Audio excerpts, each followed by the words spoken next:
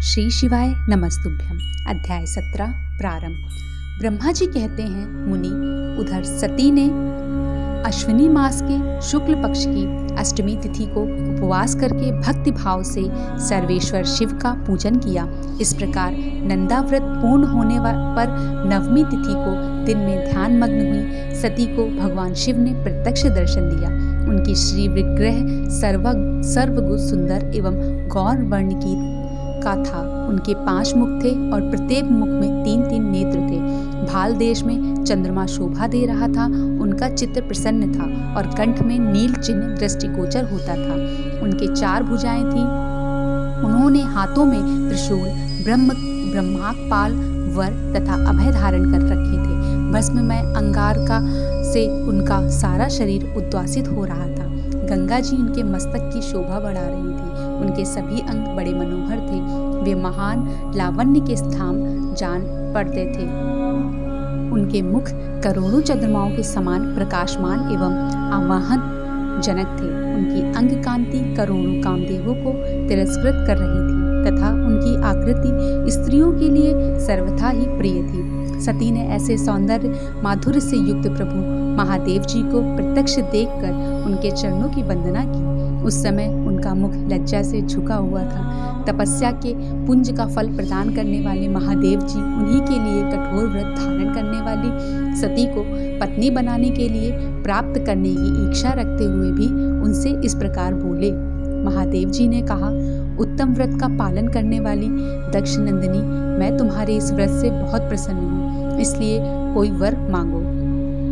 तुम्हारे मन को जो अभिष्ट होगा वही वर मैं तुम्हें दूंगा। ब्रह्मा जी कहते हैं, मुनि, जगदीश्वर महादेव जी यद्यपि सती के मनोभाव को जानते थे तो भी उनकी बात सुनने के लिए बोले, कोई वर मांगो। परंतु सती लज्जा के अधीन हो गई थी, इसलिए उनके हृदय में जो बात थी उसे वे स्पष्ट शब्दों में कह नहीं सकी। उनका जो अभिष्ट मनोरथ था वह लज्जा से आच्छादित हो गया। प्रणव वल्लभ शिव का प्रिय वचन सुनकर सती अत्यंत प्रेम में मग्न हो गई। इस बात को जानकर भक्त वत्सल भगवान शंकर बड़े प्रसन्न हुए और शीघ्रता पूर्व बारंबार कहने लगे, वर मांगो, वर मांगो।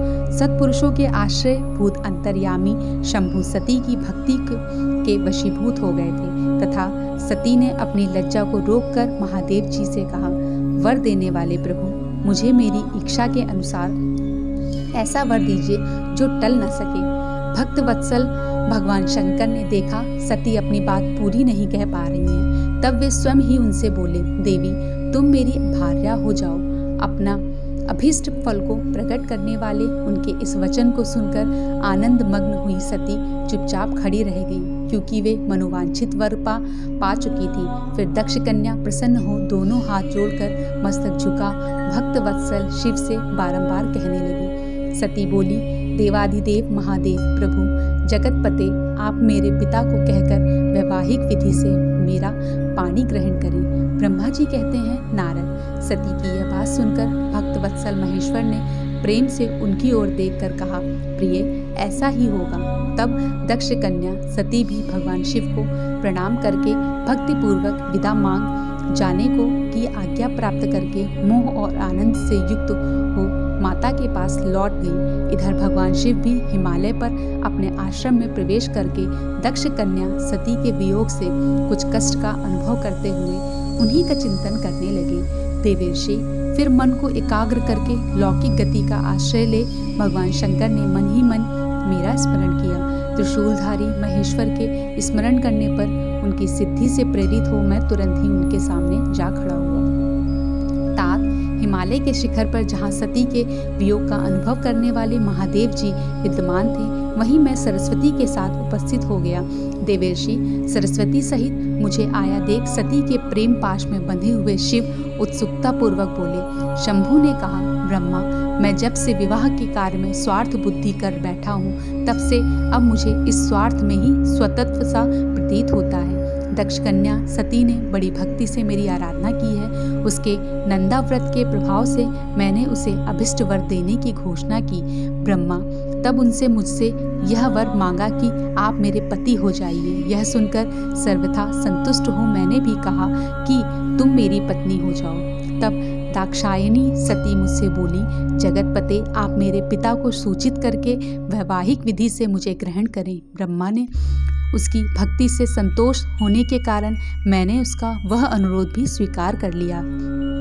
विधाता, तब सती अपनी माता के घर चली गई और मैं यहाँ चला आया। इसलिए अब तुम मेरी आज्ञा से दक्ष के घर जाओ और ऐसा यत्न करो जिससे प्रजापति दक्ष शीघ्र ही मुझे अपनी कन्या का दान कर दें। उनके इस प्रकार आज्ञा देने पर मैं कृतकृत्य और प्रसन्न हो गया तथा उन भक्त वत्सल विश्वनाथ से इस प्रकार बोला। मुझ ब्रह्मा ने कहा, भगवान शंभु, आपने जो कुछ कहा है उस पर भलीभांति विचार करके हम लोगों ने पहले ही उसे सुनिश्चित कर दिया है। वृषभध्वज, इसमें मुख्यतः देवताओं का और मेरा भी स्वार्थ है।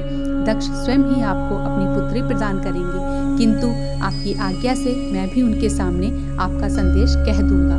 सर्वेश्वर महाप्रभु महादेव जी, ऐसा कहकर मैं अत्यंत वेगशाली रथ के द्वारा दक्ष के घर जा पहुंचा।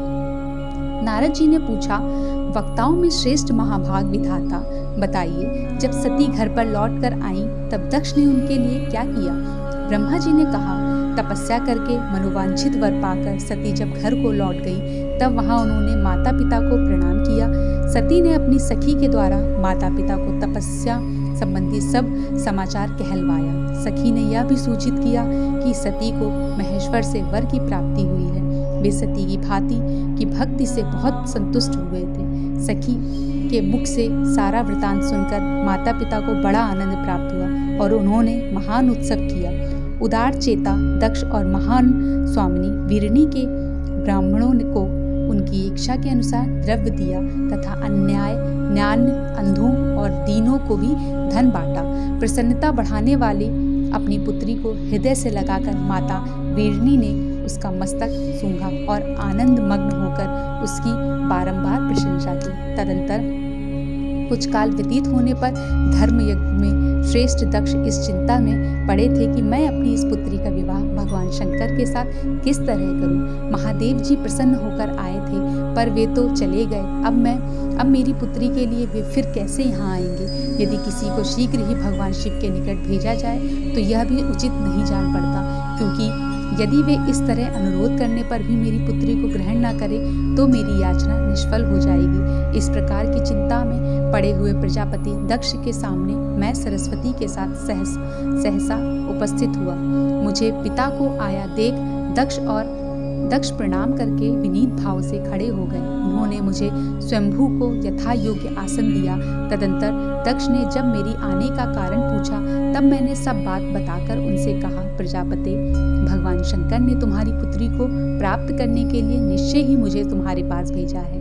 इस विषय में जो श्रेष्ठ कृत्य हो उसका निश्चय करो। जैसे सती ने नाना प्रकार के भावों से तथा सात्विक व्रत के द्वारा भगवान शिव की आराधना की है, उसी तरह वे भी सती की आराधना करते हैं। इसलिए दक्ष भगवान शिव के लिए ही संकल्प एवं प्रकट हुई अपनी इस पुत्री को तुम अविलंब करके उनकी सेवा में सौंप दो।